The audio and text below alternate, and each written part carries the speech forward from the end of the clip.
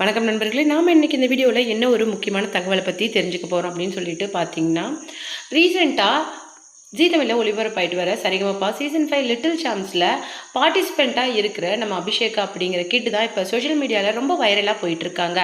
அதுக்கு ஒரு முக்கிய காரணம் என்ன அப்படின்னு சொல்லிட்டு பார்த்தீங்கன்னா, கர்ணன் திரைப்படத்தில் வர கண்டா வர சொல்லுங்க அப்படிங்கிற பாடலை பாடினது மூலமாக இன்றைக்கி சின்ன வயசுலேயே மிகப்பெரிய ஆப்பர்ச்சுனிட்டிஸை தன்வசப்படுத்தியிருக்கிறாங்க. அந்த வகையில் இப்போ ரீசெண்டாக நடந்த மௌனராகம் சுற்றுல ஒரு பாடலை மூச்சு விடாமல் பாடுற பாடல், எஸ்பிபி சாரோட மூச்சு விடாமல் பாடுற பாடலை பாடி தெரிக்க விட்டுருக்காங்க. அது மட்டும் கிடையாது, எஸ்பிபி சாரோட தீவிர ஃபேனான ஜானகி அம்மாவே இந்த பாட்டை ரசித்து பார்த்துருக்காங்க. அது மட்டும் கிடையாது, அவங்களுடைய எக்ஸ்தல பக்கத்தில் என்ன சொல்லியிருக்காங்க அப்படின்னு சொல்லிட்டு பார்த்தீங்கன்னா, குழந்தைங்க பாடுறதே ஒரு அருமையான விஷயம். அந்த வகையில் பெண் குழந்தைங்க பாடுறது அப்படிங்கிறது தனி ஸ்பெஷல் தான்.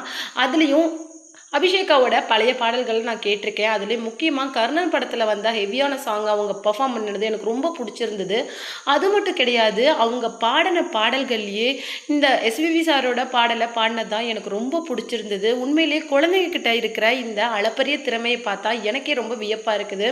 நாம் இன்றைக்கி லைஃப்பில் எவ்வளோ தூரம் வந்திருக்கோம், நிறைய பாடல்கள் பாடியிருக்கோம். ஆனால் அதெல்லாம் இந்த குழந்தைங்க பாடுற பாடலை பார்க்கும்போது ஒன்றுமே இல்லை அப்படிங்கிற மாதிரி ஆயிடுது அப்படின்னு சொல்லிட்டு அபிஷேகாவை ரொம்பவும் மனம் திறந்து பாராட்டியிருக்காங்க. அப்படிங்கிற விஷயம் தான் இன்றைக்கி சோஷியல் மீடியாவில் மிகப்பெரிய வைரலாக போயிட்டுருக்கு. அது மட்டும் கிடையாது, கர்ணன் படத்தில் அவங்க பாடின பாடல்களுக்காக பாண்டியராஜன் சாரே, தயவுசெய்து இதுக்கு மேலே பாடாதம்மா, இதுக்கு மேலே உன்னை யாராவது 2 வரி பாட சொன்னால் கூட நான் எழுந்து வந்து பாடாதன்னு சொல்லியிருப்பேன், அந்த அளவுக்கு நீ என்னுடைய எமோஷ்னலையே தூண்டி விட்டுட்ட அப்படின்னு சொல்லிட்டு அபிஷேகாவை ப்ளஸ் பண்ணது மட்டும் கிடையாது, அவங்களுக்கு ஒரு கோல்டு செயினையும் ப்ரெசென்ட் பண்ணியிருந்தார்.